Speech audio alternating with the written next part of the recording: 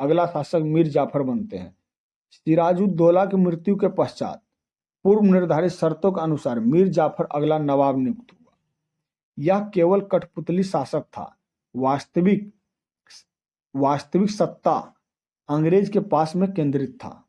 Robert Clive के वापस England चले जाने के बाद रॉबर्ट क्लाइव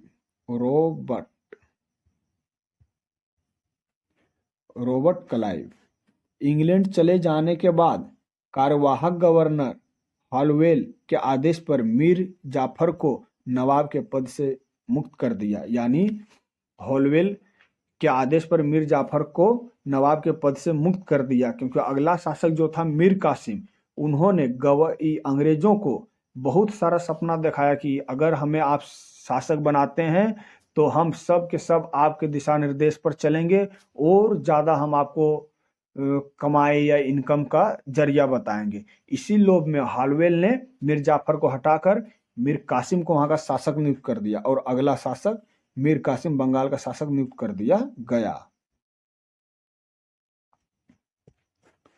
मीर कासिम का कार्यकाल 1760 से 63 होता है। मीर कासिम और अंग्रेज के बीच एक संधि हुई।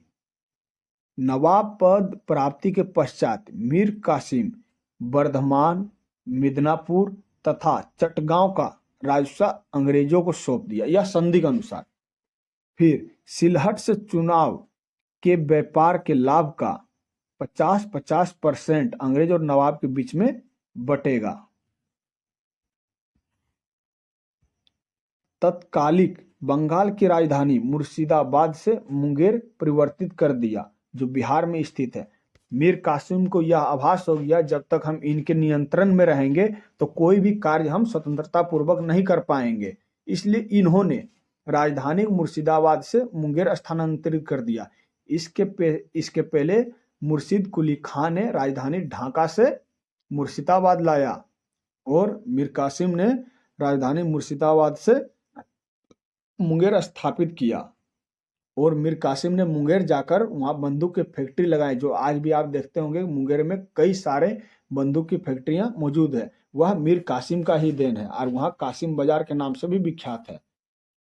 मीर कासिम ने बिहार की आर्थिक स्थिति में सुधार करने हेतु नए कर लागू किए, यानी पहले जो कर मौजूद था उससे भी नया कर लागू किए तथा काले धन पर नियंत्रण स्थापित कर दिया, जिससे अंग्रेज जो है बौखला गए कि ये हमारे नियंत्रण से बाहर चला गया। और यह इसका मुख्य उद्देश्य मीर कासिम का था कि हम अंग्रेजों से जितना दूरी बनाएंगे उतनी हमारे लिए बेहतर होगा, जिससे अंग्रेज या नहीं चाहते थे कि वह राजधानी मुंगेर स्थापित करे या अपने मन से कोई भी बंदूक का फैक्ट्री लगाए, किंतु मीर कासिम ने अपने राजधानी को मुंगेर ले गया और वहां पर बहुत सारे बंदूक की फैक्ट्रियां यानी कारखाना स्थापित किया। मीर कासिम ने मुंगेर में बंदूक की फैक्ट्री स्थापित किया। अंग्रेज भक्त राम नारायण, राज बल्लभ, गोविंद राय, नौबत राय, इन सभी की हत्या कर दी। अंग्रेज भक्त यह वही थे जिन्होंने सिराजुद्दौला के साथ में गद्दारी की। गद्दारी का फल गद्दारी, इन तीनों की हत्या कर दी गई।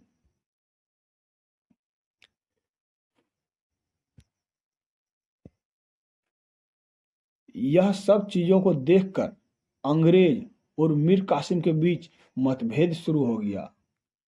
पटना के अंग्रेज अधिकारी एलिस ने नवाब मीर कासिम के पटना कोठी पर छापा मारा और आमिर कासिम के नौकर सोरा संग्रहण के आरोप में, यानी सोरा जिससे बम बनता था, इनको सोरा का व्यापार करता था, इसलिए अंग्रेजों ने इनके नौकर यानी मीर कासिम के नौकर को उठाकर कोठी में बंद कर दिया, जिससे मीर कासिम को गुस्सा आ गया और इन्होंने पटना जाकर अंग्रेज की रियासती क्षेत्र यानी उनका क्षेत्र में जाकर नरसंहार कर दिया, जिसे हम पटना कांड के नाम से जानते हैं।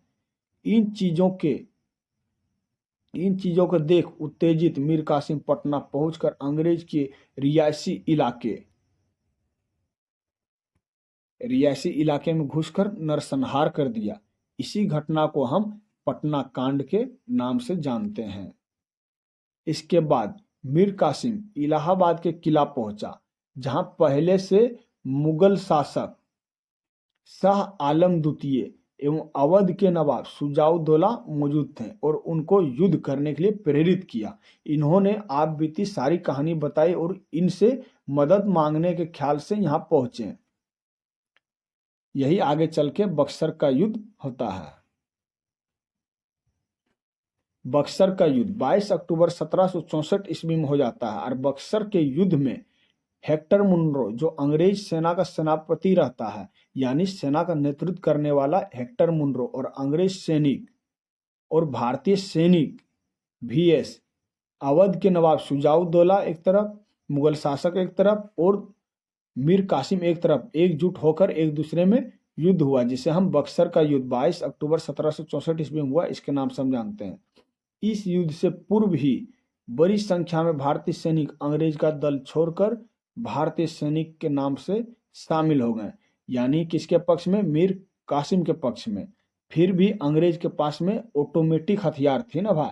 ऑटोमेटिक हथियार से क्या होता है, और हम लोगों के पास में क्या है? वही तलवार, वही लाठी, लेकिन अंग्रेजों के साथ में अत्याधुनिक हथियार, यानी एक बार में 40 गोली उस जमाना में भी था। तो कैसे ये लोग अपने लाठी और तलवार के बलबूते अंग्रेजों का सामना कर पाते हैं?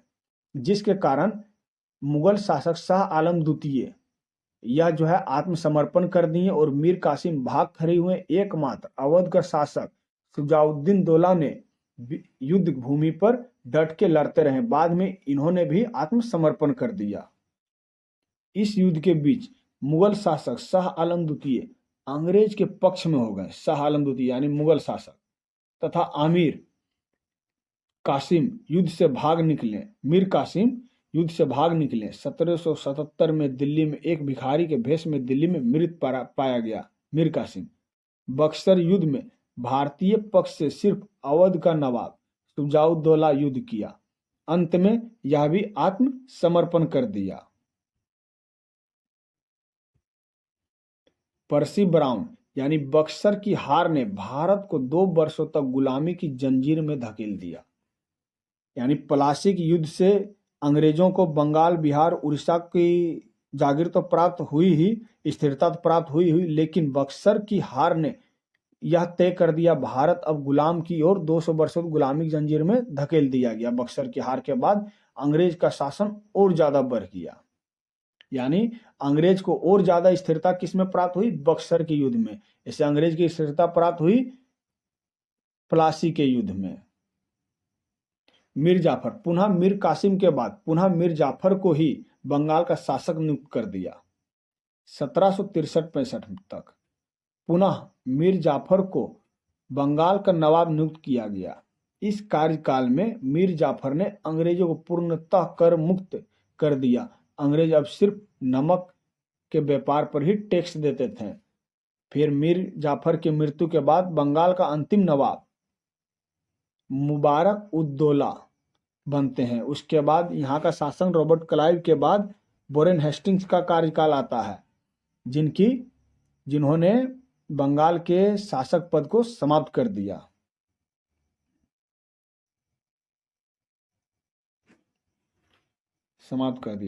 बक्सर युद्ध के पश्चात जो संधियां अंग्रेज और मुगलों के बीच में हुई है, अंग्रेजों ने अवध के नवाब एवं मुगल शासक शाह आलम द्वितीय के साथ संधि किया। इलाहाबाद की जो प्रथम संधि हुई यह 12 अगस्त 1765 ईस्वी को हुआ। इलाहाबाद की प्रथम संधि मुगल शासक शाह आलम द्वितीय और अंग्रेज के बीच में हुई। इलाहाबाद की प्रथम संधि कब हुई? 12 अगस्त 1765 में। और इलाहाबाद की प्रथम संधि मुगल शासक शाह आलम द्वितीय और अंग्रेज के बीच में हुई। और द्वितीय जो है 16 अगस्त 1765 में वह अवध के शासक शुजाउद्दौला और अंग्रेज के बीच में हुआ। अंग्रेजों ने मुगल बादशाह शाह आलम द्वितीय को पेंशन स्वरूप 26 लाख रुपए वार्षिक देना तय किया कि आप हमें स्वतंत्र छोड़िए, हम 26 लाख रुपए वार्षिक देना तय करेंगे, यानी 26 लाख रुपए हम सालाना आपको देंगे। कंपनी को उत्तरी सरकार हैदराबाद की जागीर प्राप्त हुई। 26 लाख रुपए वार्षिक सालाना दे करके कंपनी जो है उत्तरी सरकार हैदराबाद की जागीर प्राप्त कर ली व्यापार करने के उद्देश्य से। इस संधि समय क्लाइव अंग्रेज का गवर्नर था।